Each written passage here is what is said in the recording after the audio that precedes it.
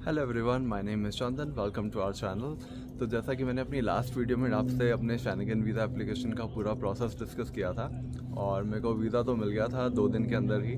But एक मेरे visa में एक रेयर सी प्रॉब्लम हो गई थी। तो मैंने जो वीज़ा अप्लाई करा था वो मैंने अप्लाई करा था फ्रॉम 2 सितंबर टू 7 सितंबर। बट जो मेरे को वीज़ा ग्रांट हुआ that was for the entire month of August. तो अगस्त में मैं नहीं ट्रैवल करने वाला था क्योंकि मेरी जो फ़्लाइट टिकट थी वो मैंने पहले से कंफर्म करी थी। वो that was for the month of September. Plus मेरा अकोमोडेशन, मेरा ट्रैवल इंश्योरेंस और इवन जो मैंने हॉलीडेज अप्रूव कराई थी अपने एम्प्लॉयर से वो भी सितंबर मंथ में थी। तो मुझे अब ये सब कुछ रीप्लान करना पड़ रहा था which was very frustrating as well. तो मैंने काफ़ी जगह पहले इंक्वायर करा बट मुझे कहीं से भी किसी भी सोर्स से कोई अच्छी इन्फॉर्मेशन मिली नहीं कि मैं इसको कैसे ठीक करा सकता हूँ।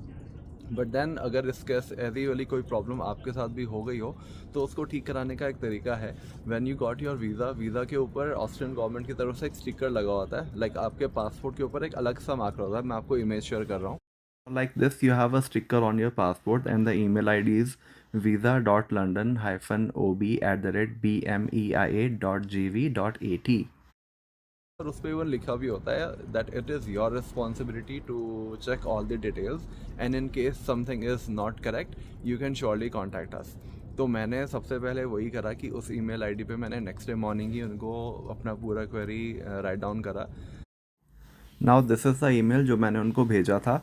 इसमें मैंने एक्सप्लेन करा है कि मेरी रिक्वेस्टेड डेट थी 2 सितंबर से लेकर 7 सितंबर तक। बट जो मुझको वीज़ा मिला है वो अगस्त महीने का मिला है।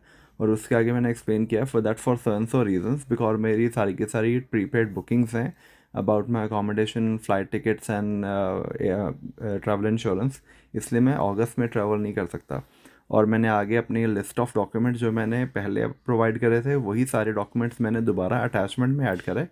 और मैंने उनको रिक्वेस्ट किया कि आप मुझे प्लीज़ जो मेरी डिज़ायर डेट्स हैं उन उस ड्यूरेशन का वीज़ा दीजिए। और ये बहुत एक लक वाली चीज़ थी। जिस दिन मैंने उनको ईमेल करा था मुझे same day within 2-3 hours ही उनकी तरफ से रिस्पॉन्स बैक आया। मैं वो भी आपसे शेयर कर रहा हूँ इमेज में। Now in this email reply, the embassy confirmed that it was a error and please send us your passport so we can correct this। और ये बहुत बड़ा रिलीफ था बट इसको भी करने का एक प्रोसेस था। So once I got this email from the Austrian government, next day morning ही मैंने अपने वो जो ईमेल आया था उसका भी प्रिंट आउट निकाला और अपने पासपोर्ट के साथ जो अपने VFS ग्लोबल की जो मेरा अपॉइंटमेंट कॉपी थी वो भी मैं लेके ये सारे डॉक्यूमेंट्स कलेक्ट करके मैं VFS ग्लोबल गया। मेरी अपॉइंटमेंट तो नहीं थी क्योंकि मेरी अपॉइंटमेंट तो पहले वाले दिन की थी जब मैंने अप्लाई किया था वीज़ा। बट वहाँ पे वॉक इन में जाके मैंने उनको मेन जो ऑफिस था वहाँ पे एक्सप्लेन करा कि मेरे साथ ये एक इशू है और मेरे को ऑस्ट्रियन गवर्नमेंट से ईमेल भी आया है कि मैं अपना पासपोर्ट दोबारा से सबमिट करूं सो दैट मेरे को वीज़ा करेक्ट करके मिल सके। तो उन्होंने ये सारे डॉक्यूमेंट्स चेक करने के बाद मुझे वापस ऊपर जहाँ उनका ऑस्ट्रिया की वीज़ा प्रोसेसिंग यूनिट थी तो वहाँ जाके मुझे दोबारा से टोकन मिला जैसे मुझे पहले मिला था। I have to wait for my number. और जब मेरे टोकन का नेम अनाउंस हुआ तो मैंने जो काउंटर पे जाके मैंने जो कोऑर्डिनेटर थे असाइन उनको भी मैंने अपना ये सारा प्रोसेस डिस्कस किया क्योंकि ये बहुत रेयर सा केस है, हर किसी के साथ नहीं होता। जनरली हर किसी को वही वीज़ा मिलता है जो उन्होंने अप्लाई करा होता है। बट क्योंकि एक रेयर केस है तो मुझे उनको सारा एक्सप्लेन करना पड़ा। मैंने उनको ईमेल भी दिखाया कि मैंने इस डेट को उनको ईमेल करा था और मुझे ये रिस्पॉन्स आया and the embassy have asked me to resubmit my passport for the new visa. तो उन्होंने सारे डॉक्यूमेंट्स चेक करके मेरे से सारे डॉक्यूमेंट्स वापस हैंड ओवर ले लिए और एनवेलप किए, सब कुछ पैक करके उन्होंने मेरे को एक रिसीविंग भी दी कि आई हैव दैट की सो दैट मेरे पास भी एक प्रूफ रहे कि मैंने दोबारा से अपना पासपोर्ट सबमिट करा है करेक्शन के लिए। तो वो लेके मैं घर आ गया। मुझे एटलीस्ट 2 दिन वेट करना पड़ा था।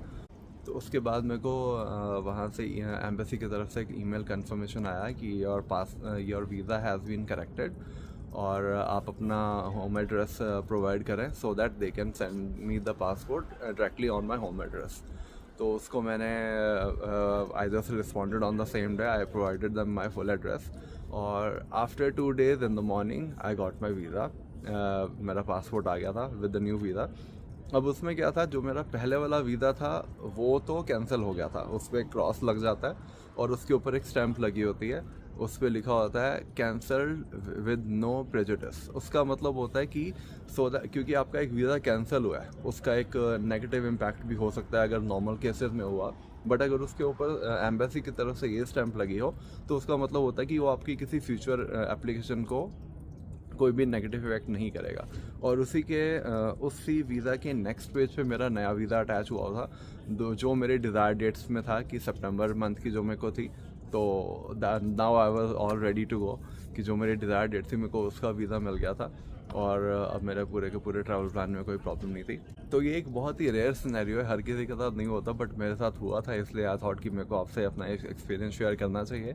और अगर आपके साथ भी कभी ऐसा हो जाए, मे बी आई थिंक मेरा तो ऑस्ट्रियन एम्बेसी में केस में था, but I think in the entire Schengen region अगर आपके साथ कभी ऐसा हुआ हो कि आपको अपनी डिज़ायर डेट्स नहीं मिली हों, या अगर आपके अपने कई बार होता है कि आपके पासपोर्ट में जो आपका वीज़ा लग के आता है उस पर कोई, फॉर एग्जांपल आपका पासपोर्ट नंबर या आपकी कोई और स्पेलिंग मिस्टेक्स या कुछ मिस प्रिंटिंग हो सकती है, तो इन दैट केस आपको वेट नहीं करना चाहिए।